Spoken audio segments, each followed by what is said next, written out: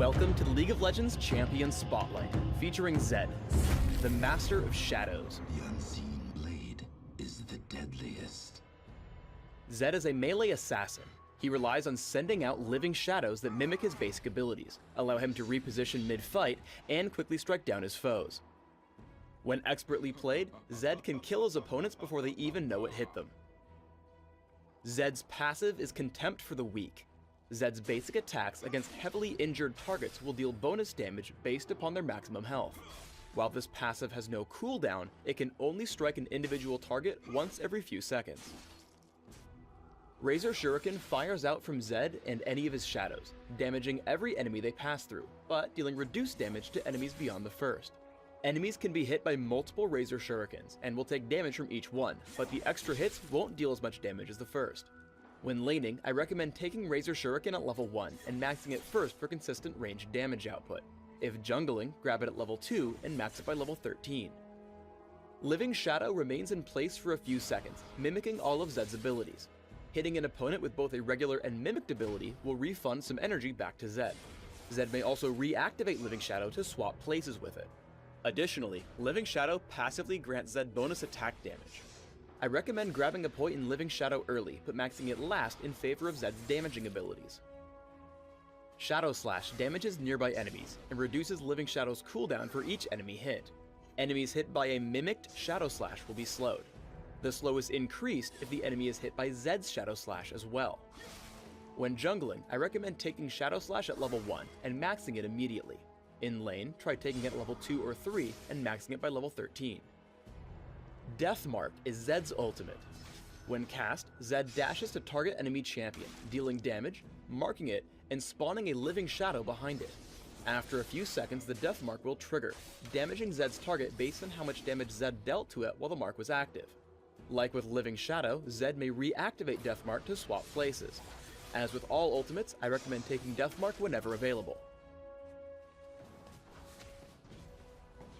In lane, try to poke at your opponents as much as possible. Even though Elise is underneath her turret, Living Shadow into Razor Shuriken allows Zed to deal some damage without fear of counterattack. Zed's core damage combo is Living Shadow into Shadow Slash and then Razor Shuriken. If you can hit both Razor Shurikens, you'll deal a lot of damage to your target.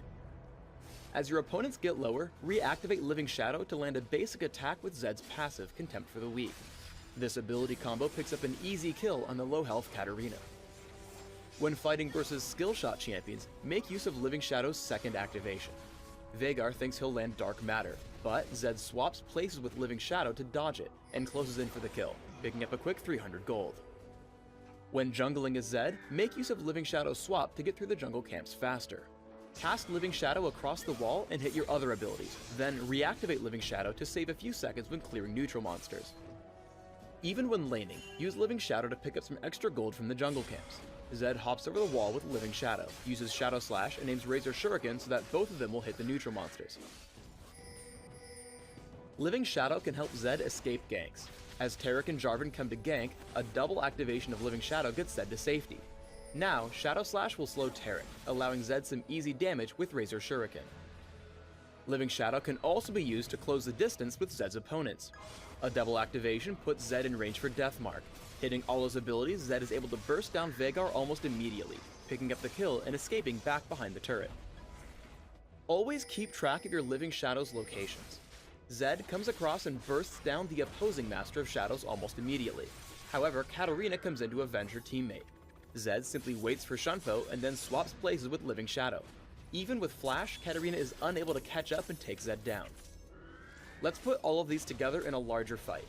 Zed sends out Living Shadow with an immediate Shadow Slash to slow the opponents chasing Lee Sin.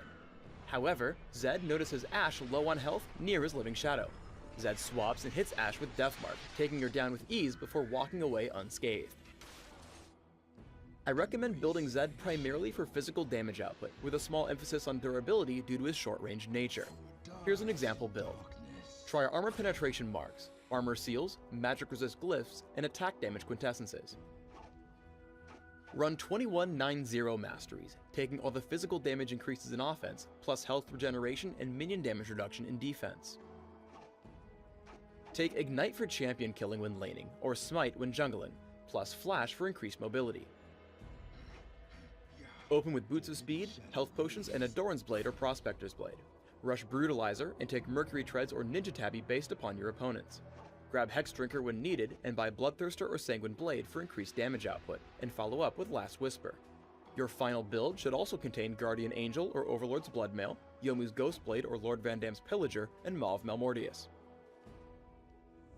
Thanks for tuning in to the Zed Champion Spotlight. Please subscribe to the Riot Games YouTube channel above, and leave us your comments just below the video.